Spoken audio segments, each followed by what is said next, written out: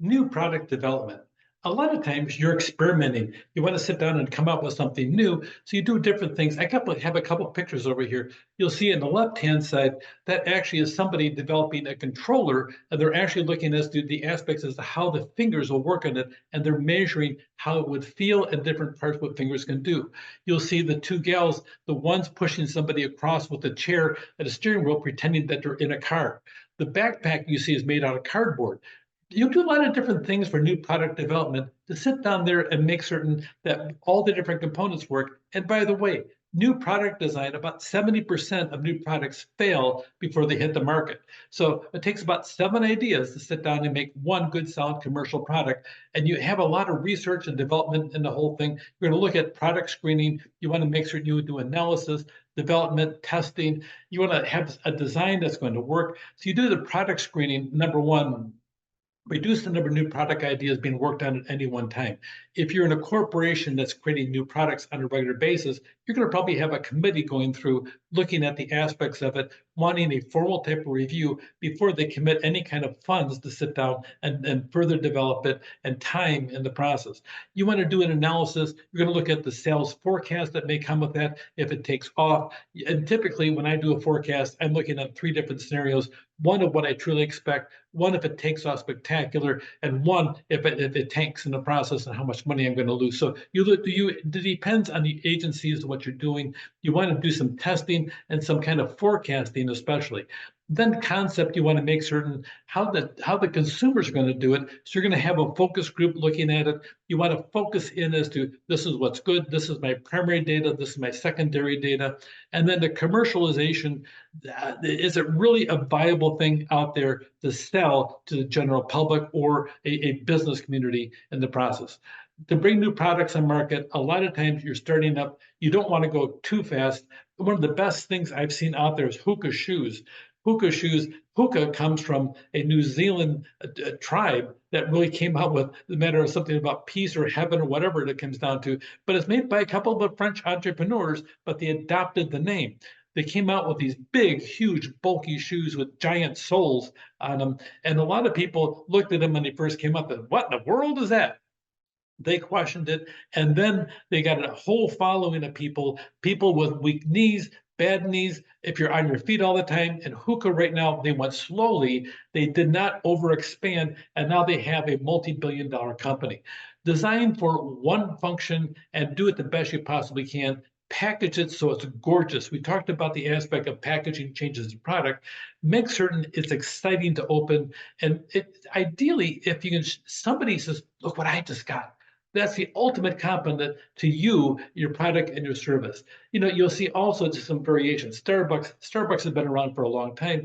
They change the cups every once in a while. They'll have different flavors. Clif Bar, they have multiple different things, especially in the holiday season. You'll see different aspects of what's out there. And then Kraft even gets a snowman treatment for the holidays. So these are old standbys, but the old standbys even refresh themselves. Oreos. You can get candy cane flavored cookies. There's multiple different things. You can have Pringles, cinnamon sugar chips by the fire. Pringles has made some embarrassing mistakes in the process as well. So you're going to pay attention to different things, but especially to this thing called the product life cycle. When you talk about some functional items like food is a matter of it's going through the supply chain aspects, and it doesn't have a lot of innovation. When you have a lot of innovative products, you want to pay attention as to how they are in the supply chain, where they are in the aspect of what they are for the general public. This is a typical product life cycle. A lot of times it resembles what we call a bell-shaped curve, where you have a curve that goes up and a curve that goes down. Here's probably a more accurate one, and I want to use this here because we can see things happening here. Over here on the left-hand side, you have the people that are innovators. A lot of people jumped on board with all the electric cars. That was huge as a market. And then you'll see in the growth sector, if you pay attention to where the highest profitability is, when you're introducing a new product, a lot of times you're not making any money.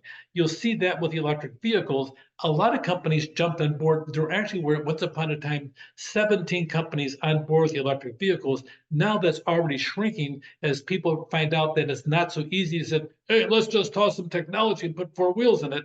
And it doesn't quite work like that. So you'll see some of the legacy automakers, the big ones like Ford, General Motors, Toyota, they're out there. They came out with electric vehicles and they lost a huge amount of money and are still losing money because there's a lot more to it because they can make a good car, but the idea of car and electric didn't fit. Where the electric companies like Tesla, Rivian, and a few other ones out there, they're making only electric vehicles, but they don't have that experience of building cars at all. So now Tesla's really understands how to do it, and they're cranking out really decent vehicles. But the initial ones had all kinds of features. You would find flaws with them. Now they're in that growth area, and you'll see that when it really came down to January 2023, when there was a massive drop in price of the Teslas, really they entered that growth area for electric vehicles and were really there. But hybrid cars are still there on top of that. You'll see also on the maturity, we're going to see electric vehicles hitting that maturity bubble probably about the year 2035 to 2045, and then decline. You'll see some different variations happening. So this is kind of a common aspect you'll see of different things about the product life cycle. Some things you want to look at the different stages. We call them different marketing strategies. You know, we've had crayons for decades and decades and decades. How much variation can you do a crayon? It's wax, colored wax inside of a wrapper, and it's dominated by Crayola. So how much can you do? You can make sidewalk chalk that looks like crayons. Okay, but you have these super long life cycles with very little change. How much change can you make with a banana? There's not much things. The people find bananas appealing. They buy them by the bunch and they go ape over them. Okay, we know all that. So what they did a few years back in South America, they're shipping bananas, and how they figure the timing of this is beyond me. They pick these huge bundles of bananas that are totally green. They wrap them and they ship here to the United States, and they show up on a grocery shelf and they're on the edge of turning yellow, and they have about 4 days on the shelf before they do turn yellow, and then 2 more days they turn brown and they're unsellable. So somehow they're showing up on the shelf just right. Well, somebody came up with wrapping the stem with a special plastic that keeps them from turning ripe. So they'll ship them with those little packages on them with the plastic on the end, and it stops it. So you have things like that. Bananas, we will still be eating bananas 30 years from now. They're not going to go through much product life cycle, except the species of bananas we're eating right now may change. I prefer apple bananas, which is really a product you normally see over in Hawaii and the islands. But that being said, they're wonderful flavor, and you're seeing some of them showing up on stores right now. You'll see different varieties, but for the most part, a banana is a banana, and we all find them to be appealing in the process. So depends where they're at. You can kind of see different things here about introduction, growth, maturity, decline.